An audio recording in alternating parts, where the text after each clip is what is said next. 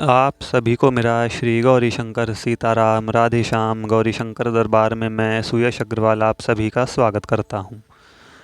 तो भाई देखो, यदि हमारे कुछ ऐसे पुराने अच्छे कर्म हो गए हैं और भगवान की हम पर थोड़ी कृपा भी हो गई है, इसका फल क्या होता है इन दोनों चीज़ों का मिला करके कि साधक को, भक्त को, जीव को, मनुष्य को, कुछ भी कह लो, एक संत की प्राप्ति हो जाती है, एक सद्गुरु की प्राप्ति हो जाती है जो योग्य होते हैं। मतलब जो सच्चा संत होता है, सच्चा गुरु जिसे कहते हैं, वो जीव के जीवन में आ जाते हैं।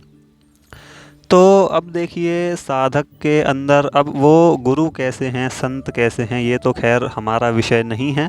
भगवान की कृपा के ऊपर ही निर्भर है। यदि हमने सच्चाई से भजन किया है और भगवान की सचमुच में ही हम पर दृष्टि है, तो संत सच्चे ही मिलेंगे, गुरु जो होंगे वो योग्य ही मिलेंगे। ऐसे ही जो ढोंग के रूप में होते हैं, देखो मैं वैसे नहीं कह रहा, लेकिन बहुत होते हैं, आप सभी समझ गए होंगे, वैसे हमें नहीं मिलेंगे।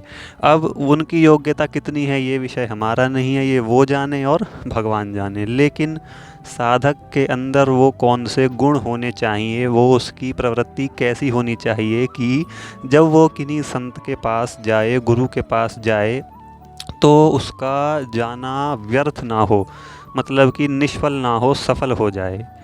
अब देखो, हम किन्हीं संत के पास जाते हैं तो क्या होता है, उनकी सेवा करते हैं, पूजा करते हैं, उनके चरणों में समर्पित हो जाते हैं कि महाराज अब तो आप ही हमारी बागडोर भगवान तक पहुंचाइए।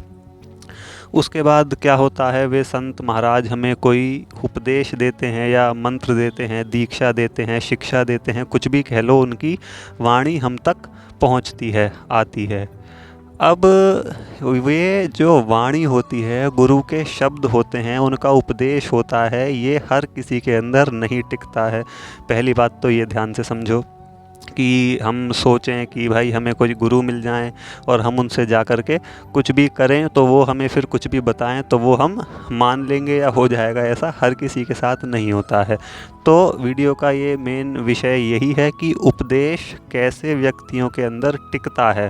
मतलब कि किसी संत ने, गुरु ने हमको कोई दीक्षा दी तो वो हम अपने अंदर समा पाएंगे, उनके जो शब्द हैं वो हम संभाल पाएंगे, या फिर हमारा संत के पास जाना निष्फल हो गया, व्यर्थ चला गया। तो अब देखो, ध्यान से सुनना। यदि तीन बातें हैं, यदि ये तीनों गुण साधक के अंदर ना हो तो उससे अच्छा तो ये है कि भाई किसी संत के पास अभी हम जाएं ही ना। पहले इन तीनों गुणों को अपने अंदर, हमारे अंदर भक्ति करते हुए, नाम जप करते हुए आ जाएं, तो ही हमारा संत के पास जाना सार्थक है, सफल है, सक्सेस है, ऐसा हम कह सकते हैं। तो अब भाई देखो, ध्यान से सुनो।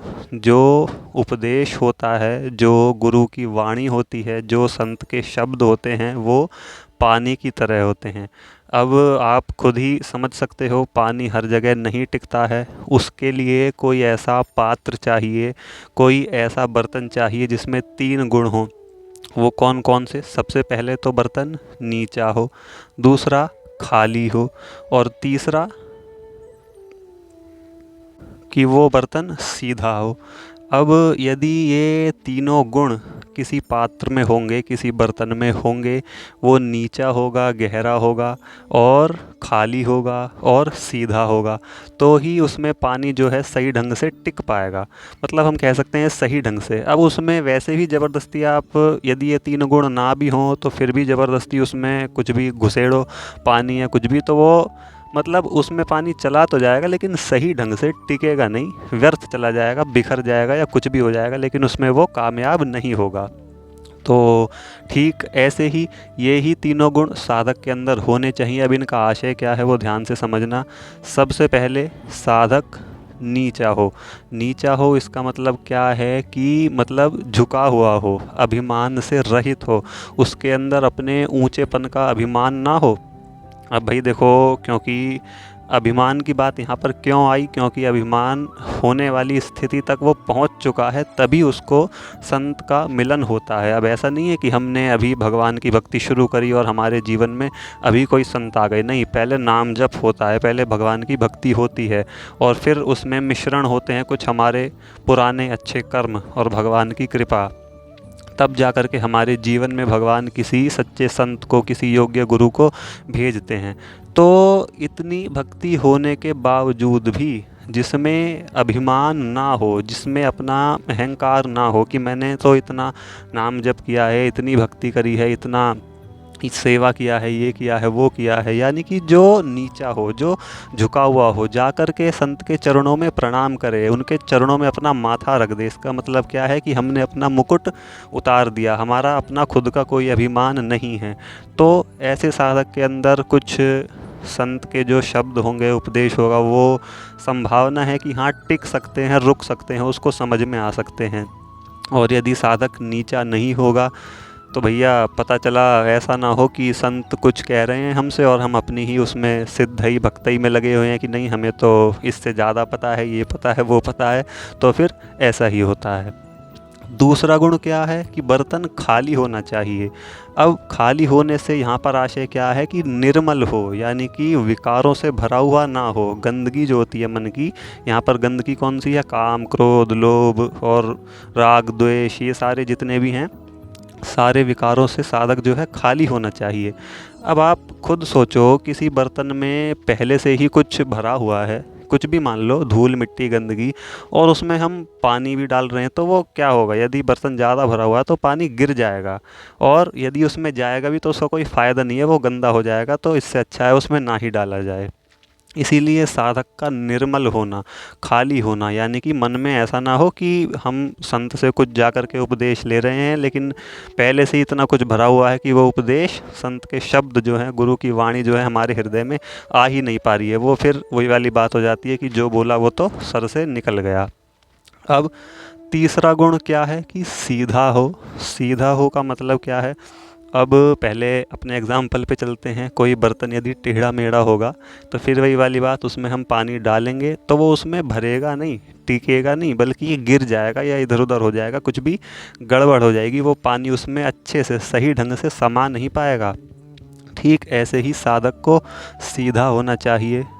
अब यहाँ पर सीधे होने से क्या आशय है कि साधक श्रद्धावान हो अपने संत के प्रति, गुरु के प्रति, जो भगवान की कृपा से उसके जीवन में आए हैं। ये बहुत बड़ा विषय है, इसको ध्यान से सुनना और समझना। श्रद्धा का आसानी से साधक के हृदय में गुरु के प्रति, संत के प्रति भगवत भाव नहीं हो पाता है, और वो गुरु की वाणी पर शंका कर बैठता है और इससे महापाप बन जाता है। तो जो भगवान की कृपा हुई थी उसका तो हम कुछ फ़ायदा उठा नहीं पाए, जो गुरु मिले थे हमने उनको भी खो दिया, और जो उनकी वाणी हम तक आई थी हमने उसका भी कोई सही इस्तेमाल नहीं किया। तो साधक को नीचा होना पड़ेगा, यानी कि उनके चरणों में झुकना पड़ेगा, अपने अभिमान को उतार करके कि उसका कुछ अपना खुद का अभिमान नहीं है, और खाली होना पड़ेगा, यानी कि निर्मल होना पड़ेगा, उसको अपने मन की गंदगियों को निकालना पड़ेगा। तब जा कर के कुछ संत के शब्द जो हैं हमारे हृदय में प्रविष्ट कर पाएंगे, सही ढंग से टिक पाएंगे। और तीसरी बात, उसको सीधा होना पड़ेगा, यानी कि संत के प्रति श्रद्धा रखनी पड़ेगी। ऐसा नहीं कि संत कुछ कह रहे हैं, उन्होंने कुछ उपदेश दिया, मंत्र की दीक्षा दी या कोई नाम की दीक्षा दी, समझो कुछ कहा कि तुम इतनी मात्रा में ये वाला नाम जपा करो, तो उसमें हम फिर तर्क वितर्क और पता नहीं कौन कौन से प्रश्न करने बैठ रहे हैं कि इससे क्या होगा, इतनी मात्रा से, इतने जप से क्या ये हो जाएगा, मुझे भगवान मिल जाएंगे, ये होगा, वो हो जाएगा। तो इसको कहते हैं टेढ़ा व्यक्ति, इसको कहते हैं टेढ़ा पात्र है। तो वहाँ पर फिर पानी का टिकना मुश्किल है, सही ढंग से मज़ा नहीं आएगा। इसीलिए साधक को अपने अंदर ये तीनों गुण होने चाहिए, तभी किसी संत के पास जाने का, गुरु के पास जाने का हम कह सकते हैं फ़ायदा है, सफलता है, सार्थकता है। और यदि ये चीज़ नहीं है तो फिर जाने का भी कोई फ़ायदा नहीं है। हम कितने ही संतों के पास रोज़ जाते रहें, जब उनकी वाणी हमें समझ ही नहीं आएगी, उनके शब्द जो हमारा उद्धार करेंगे वो हमारे अंदर बैठेंगे ही नहीं, समाएंगे ही नहीं, तो उनके पास जाने का क्या फ़ायदा। तो संतों के प्रति श्रद्धा होनी चाहिए, शंका संदेह का कोई स्थान नहीं होना चाहिए। जो उन्होंने कह दिया वो पत्थर की लकीर है भाई, कह दिया तो कह दिया, बस उसको हमें किसी भी तरीके से नियम पूर्वक करना है। तो यदि हम किन्हीं संत के पास जाएं, किन्हीं सद्गुरु के पास जाएं, भगवान की कृपा से जो हमारे जीवन में आए हैं, तो उनसे पहले जाने से पहले ये तीनों गुणों का विश्लेषण साधक को कर लेना चाहिए कि भाई मैं ऐसा ही हूँ, और नहीं तो इससे ज़्यादा और कुछ होगा नहीं, फ़ायदा सो होने से रहा। वहाँ जा कर के इन तीनों में से कोई भी बात हमारे अंदर गलत हुई तो हम पाप कर बैठेंगे, संत का अपमान कर बैठेंगे। मुंह पे नहीं तो हमारे मन में भाव बन जाएगा, तो वो पाप की श्रेणी में ही आ जाएगा। तो चलिए फिर मिलते हैं। गौरी शंकर सीताराम।